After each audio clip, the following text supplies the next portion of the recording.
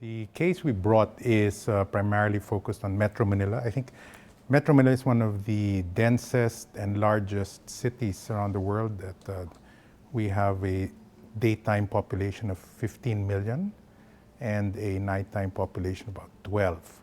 So the case we're bringing is primarily how to organize the transport system for such a large and constantly changing and growing city in order to increase the productivity of the people in the city.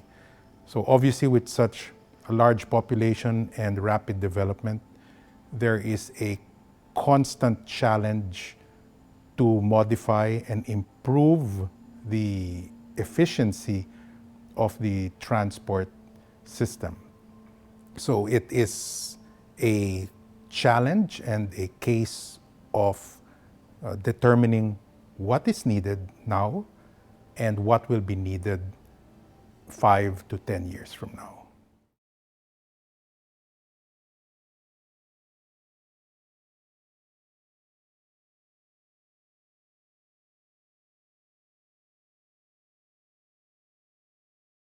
Two foremost points that we learned was the need, first of all, in order to address any challenge, is the need for proper data and planning in order that any action or policy that you implement is done properly and addresses the right problem.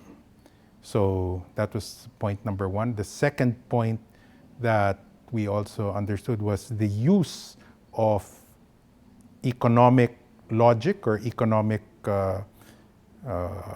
implements or methods, if you will, on rationalizing and getting a more efficient transport system. So one of the interesting points we learned was about the congestion charging that Singapore has implemented quite successfully, and they have constantly modified this throughout the years in order to just make it more efficient over time. So that was very interesting for us as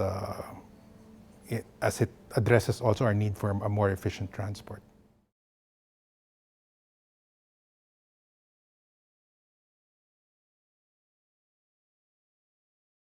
You know, it is better to learn from the mistakes of others than to learn from your own mistakes. So the value of this conference was the speakers were very upfront about the experiences they had and the lessons they learned from the mistakes they made.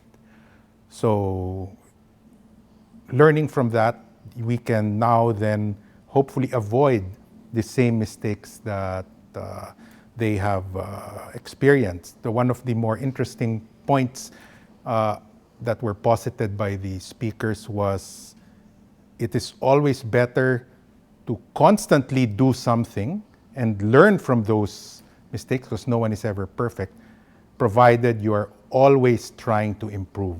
So it was a journey from the 1960s all the way to what you have now, and it was a long but constantly improving journey. So that's a good lesson to take home, and it's a good lesson we're going to share to our countrymen, that, you know, improvements are never done overnight, but there's always a constant effort to get it done.